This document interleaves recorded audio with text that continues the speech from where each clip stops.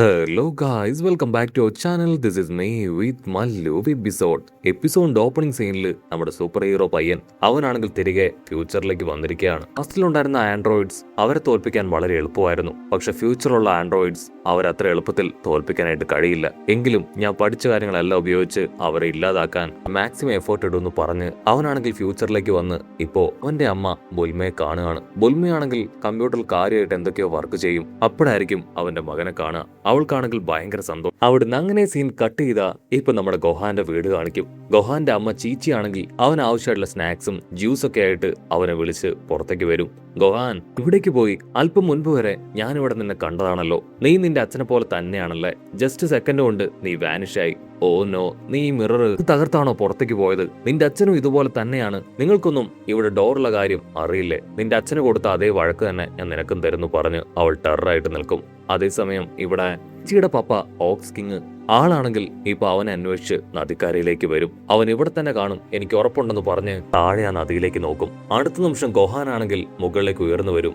Grand father, എനിക്കതിനെ കിട്ടിയെന്ന് പറഞ്ഞ് അവൻ മുകളിലേക്ക് ചാടുകയാണ്. അവന്റെ ത്രിബിൾ വലുപ്പമുള്ള ഒരു വലിയ ഷാർക്ക്. അതിനെ കണ്ട് ഓക്സ് കിങ്ങിന്റെ കാറ്റ് പോയി ആൾ താഴേക്ക് വീഴും. ഗോഹാനാണെങ്കിൽ മുകളിലേക്ക് വരും. ഓക്സ് കിങ് അതിന്റെ വലുപ്പം കണ്ട് ഞെട്ടി, ഓ നോ, നീ നിന്റെ പപ്പയെ പോലെ തന്നെയാണെന്ന് പറയും. കട്ട് ചെയ്ത മറ്റൊരു ഭാഗത്ത് ഗുൽമയാണെങ്കിൽ സന്തോഷത്തോടു കൂടെ വിളിച്ചു പറയും, പപ്പ, മമ്മ, നിങ്ങളിത് കാണുന്നുണ്ടോ? എന്റെ മകൻ അവൻ നടക്കാനായിട്ട് തുടങ്ങി. അവൻ അല്പദൂരം മുൻപോട്ടേക്ക് നടക്കും. പക്ഷെ അവൻ അപ്പോഴേക്ക് താഴേക്ക് വീഴും. അവന്റെ ഗ്രാൻഡ്മയാണെങ്കിൽ സപ്പോർട്ട് ചെയ്യാനായിട്ട് ശ്രമിക്കും. പക്ഷെ അവനാണെങ്കിൽ അത് കൂട്ടാക്കാതെ തനിയെ എഴുന്നേക്കാൻ ശ്രമിക്കും. എന്റെ മകൻ അവന്റെ അച്ഛനെ പോലെ തന്നെയാണ്. ആരുടെ സഹായത്തിന് അവൻ കാത്തു നിൽക്കില്ല. കൊണ്ട് പറ്റും, അവൻ ഒറ്റയ്ക്ക് എഴുന്നേറ്റ് നിൽക്കും. എന്റെ മകൻ മിടുക്കനാണെന്ന് പറയും. അടുത്ത നിമിഷം അവനാണെങ്കിൽ പതിയെ എഴുന്നേറ്റ് നിൽക്കുകയാണ്. അതുകൊണ്ട് എല്ലാവരും കൈയടിച്ച് അവനെ സന്തോഷിപ്പിക്കും. അവിടുന്ന് അങ്ങനെ ബ്ലാക്ക് ഔട്ട് ചെയ്താ ഇപ്പൊ ഇവിടെ നമ്മുടെ സൈറ്റാനെ കാണിക്കും. ആളാണെങ്കിൽ വലിയൊരു പ്രോഗ്രാമിന് അങ്ങനെ സ്റ്റൈലായിട്ട് നിൽക്കുകയാണ്. ജനങ്ങളെല്ലാവരും ഇപ്പൊ കരഘോഷം ഉയർത്തും. ഉടനെ സൈറ്റാനാണെങ്കിൽ അവന്റെ ചാമ്പ്യൻഷിപ്പ് ബെൽറ്റ് അത് ഉയർത്തി കാണിക്കും. ആങ്കർ ആണെങ്കിൽ സൈത്താനോട് പറയും,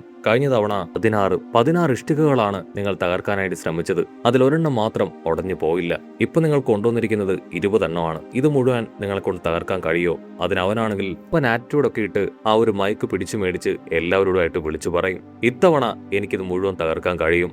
ഞാനാണ് ആ മോൺസ്റ്ററിനെ ഇല്ലാതാക്കിയത്. അതിനുശേഷം സീക്രട്ട് ആയിട്ട് ട്രെയിനിങ് എടുത്ത് കൂടുതൽ പവർഫുൾ ആയെന്ന് പറഞ്ഞ് അവനാണെങ്കിൽ ആ ഒരു ഇഷ്ടികളുടെ മേലെ ആഞ്ഞടിക്കുകയാണ്. ഇത്തവണയും ഒരെണ്ണം മാത്രം അവന് തകർക്കാൻ കഴിയില്ല. 19 എണ്ണം അവന് തകർക്കാൻ കഴിഞ്ഞു എന്ന് പറഞ്ഞ് ആങ്കർ ആണെങ്കിൽ ഉച്ചത്തിൽ കൈയടിക്കും. അവിടുന്ന് അങ്ങനെ സീൻ കട്ട് ചെയ്താ ഇവിടെ ഗോക്കു ആണെങ്കിൽ കിങ് കായോടൊപ്പം ഹാപ്പി ആയിട്ട് ടൈം സ്പെൻഡ് ചെയ്യാണ്. എനിക്കിവിടെ ഒരുപാട് ഇഷ്ടപ്പെട്ടു. അതിന് കിങ് കായ് പറയും, എനിക്ക് പക്ഷെ നിന്നെ ഒട്ടും ഇഷ്ടമായിട്ടില്ല. നീ കാരണമാണ് താമസിക്കാൻ ഒരു സ്ഥലം പോലും ഇല്ലാതെ ഞാനിപ്പോ തെക്ക് വടക്ക് നടക്കേണ്ടി വന്നത്. സോ നീ എന്നെ ഹെൽപ്പ് ചെയ്തേ പറ്റൂ. എത്രയും വേഗം നമുക്ക് താമസിക്കാൻ ഒരിടം ഉണ്ടാക്കണം. അതിന് ഗോക്കു പറയും, അയ്യോ, ഞാനൊരു നല്ല കാർപ്പൻറ്റർ ഒന്നും അല്ല. എനിക്ക് ഉണ്ടാക്കുന്നതിനെ കഴിഞ്ഞും തകർക്കാനാണ് ഏറെ ഇഷ്ടം. കിങ് കായ് ആണെങ്കിൽ ദേഷ്യപ്പെടും, മര്യാദയ്ക്ക് ഞാൻ പറയുന്നത് കേൾക്ക്. ഇതാണ് നമുക്ക് പറ്റിയ സ്ഥലം. ഇവിടെ എത്രയും വേഗം നീ ഞാൻ പറയുന്നതനുസരിച്ച് ഒരു ചെറിയ താമസ സൗകര്യം അത് സെറ്റ് ചെയ്യണമെന്ന് പറയും. കട്ട് ചെയ്ത മറ്റൊരു ഭാഗത്ത് ഫ്യൂച്ചറിലെ ബുൽമ. അവളാണെങ്കിൽ ഇപ്പോ അവളുടെ സൂപ്പർ ഹീറോ പയ്യനെ ഒന്ന് ചെക്ക് ചെയ്യും. വാവ്, നീ ഇപ്പോ ഒരുപാട് വളർന്ന പോലെ തോന്നുന്നു. ചുരുങ്ങിയ സമയം കൊണ്ട് നിന്റെ ഹൈറ്റ് ഒക്കെ എങ്ങനെ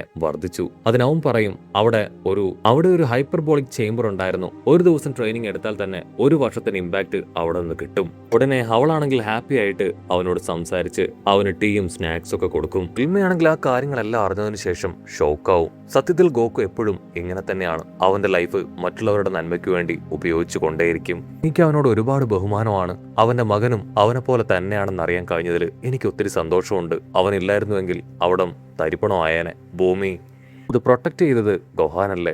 അതിനവൻ പറയും, അതെ, അവർ ശരിക്കും അടിപൊളിയാണ്. അവർ മാത്രമല്ല, അവിടെ ഉണ്ടായിരുന്നവരെല്ലാവരും നല്ലവരാണ്. അമ്മയ്ക്ക് ഒരു കാര്യം അറിയോ? പോരാട്ടത്തിൽ എന്നോടൊപ്പം നിന്നതും ട്രെയിനിങ് എടുത്തതും എന്റെ അച്ഛനാണ്. അച്ഛന്റെ യഥാർത്ഥ സ്നേഹം അമ്മ പറഞ്ഞതുപോലെ അവിടെ വെച്ച് ഞാൻ തിരിച്ചറിഞ്ഞു. എനിക്ക് പരുക്ക് പറ്റിയ സമയത്ത് അച്ഛന്റെ ഉള്ളിലെ ഇമോഷൻ അത് പുറത്തേക്ക് വന്ന് ആ ഒരു മോൺസ്റ്ററിനെ അതിനെ അറ്റാക്ക് ചെയ്തു. അത് കേട്ട് ബുൽമയ്ക്കാണെങ്കിൽ ഒരുപാട് സന്തോഷം തോന്നും. അപ്പോഴായിരിക്കും റേഡിയോയില് ഒരു ഇമ്പോർട്ടന്റ് ന്യൂസ് അത് പറയുന്നതായിട്ട് അവർ ശ്രദ്ധിക്കുക. ബിഹാർ സിറ്റിയിൽ 17ഉം 18ഉം അവർ രണ്ടുപേരും അവരുടെ അറ്റാക്ക് തുടങ്ങിയെന്നായിരിക്കും ആ ഒരു ഇൻഫർമേഷൻ.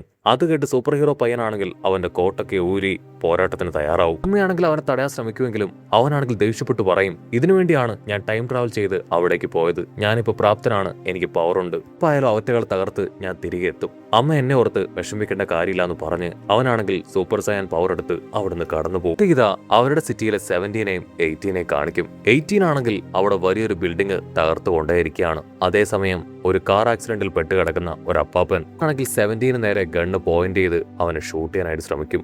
പക്ഷേ അവന്റെ ബോഡിയിൽ ഒരു പോറല് പോലും ഏൽക്കില്ല. അവൻ അപ്പാപ്പൻ ലക്ഷ്യമാക്കി നടന്നു വരും. അപ്പാപ്പനാണെങ്കിൽ നിർത്താതെ അവനെ ഷൂട്ട് ചെയ്തുകൊണ്ടേയിരിക്കും. അവൻ അപ്പാപ്പന്റെ ക്ലോസ് എത്തി, നിങ്ങൾക്ക് ഞങ്ങളെ ഒന്നും ചെയ്യാൻ കഴിയില്ല, നിങ്ങൾക്കുള്ള ഗിഫ്റ്റ് ഞാൻ തരാമെന്ന് പറഞ്ഞ് ഗണ്ണ് ഉപയോഗിച്ച് ആളെ ഷൂട്ട് ചെയ്യാൻ നിൽക്കുന്ന അതേ സമയം സൂപ്പർ ഹീറോ പയ്യനാണെങ്കിൽ ചാടി വീണ് ഇപ്പോ 17നെ ചവിട്ടി തെറിപ്പിക്കുകയാണ്. അവരാണെങ്കിൽ ഷോക്കാവും. ആരാണ് വന്നതെന്നറിയാതെ അവർ ചുറ്റും നോക്കും. അപ്പൊ അവർ കാണും സൂപ്പർ ഹീറോ പയ്യൻ അവരങ്ങനെ ടെററായിട്ട് നിൽക്കുന്നത്. ഓ, നീ വീണ്ടും വന്നോ? നിനക്ക് ഇത്രയും അടി കിട്ടിയത് നിനക്ക് ഞങ്ങളുടെ കൈ കൊണ്ട് കിട്ടിയത് കൊണ്ടൊന്നും നീ തൃപ്തിപ്പെട്ടിട്ടില്ലേ? ഓക്കെ, കുഴപ്പമില്ല, നിനക്കുള്ള സമ്മാനം ഞാൻ തരാമെന്ന് പറഞ്ഞ് 18 ആണെങ്കിൽ അവൻ അറ്റാക്ക് ചെയ്യാൻ ശ്രമിക്കും. പക്ഷെ സൂപ്പർ ഹീറോ പയ്യൻ ആണെങ്കിൽ ഞൊട്ടിയടയിൽ അവിടുന്ന് തെന്നിമാറി അവളുടെ പുറകിലൂടെ വന്ന് അവളെ പഞ്ച് തെറിപ്പിക്കുകയാണ്. അവന്റെ പുതിയ ടെക്നിക്സും പവറും കണ്ട് അവർ ഷോക്ക്.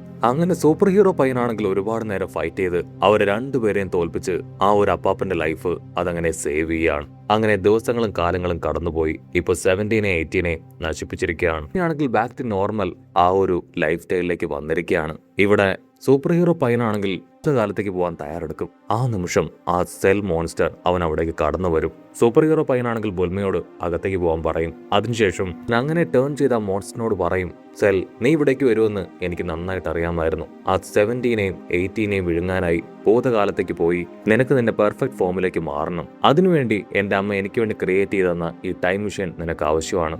സോ അതിനാണ് നീ ഇപ്പോൾ ഇവിടേക്ക് വന്നിരിക്കുന്നത്. സെൽ, നിന്റെ പ്ലാനിങ്ങുകൾ ഒന്നും തന്നെ നടക്കാനായിട്ട് പോകുന്നില്ല.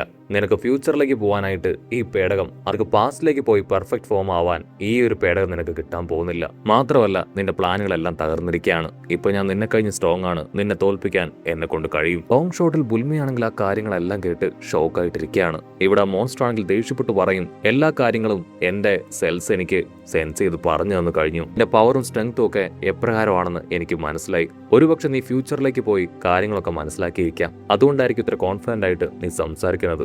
അതിന് സൂപ്പർ ഹീറോ പയ്യൻ പറയും, അതെ, 20നെയും 18നെയും ഇല്ലാതാക്കിയ കാര്യം നീ അറിഞ്ഞില്ലേ? അത് നിന്റെ സെല്ലുകൾ നിന്നോട് പറഞ്ഞില്ലേ? അത് കേട്ട് ആ മോൺസ്റ്റർ ഞെട്ടും. ആ മോൺസ്റ്റർ ആണെങ്കിൽ തീർത്തു പറയും, നിന്നെ ഇല്ലാതാക്കി ഈ ടൈം മെഷീൻ കൊണ്ട് തന്നെ ഞാൻ പാസ്റ്റിലേക്ക് പോയി 17നെയും 18നെയും അവരെ രണ്ടുപേരെയും വിഴുങ്ങി എന്റെ പെർഫെക്റ്റ് ഫോമിലേക്ക് വരും. അതിനാദ്യം എനിക്ക് ഇല്ലാതാക്കേണ്ടത് നിന്നെയാണ്. നിന്നെ ഞാൻ ഇവിടെ വെച്ച് തന്നെ തകർക്കും. അത് കേട്ട് സൂപ്പർ ഹീറോ പയ്യൻ പറയും, ഒരുപാട് കഷ്ടപ്പെട്ടാണ് ഞാൻ ഇവിടെ ബാക്ക് ടു നോർമൽ ആക്കിയത്.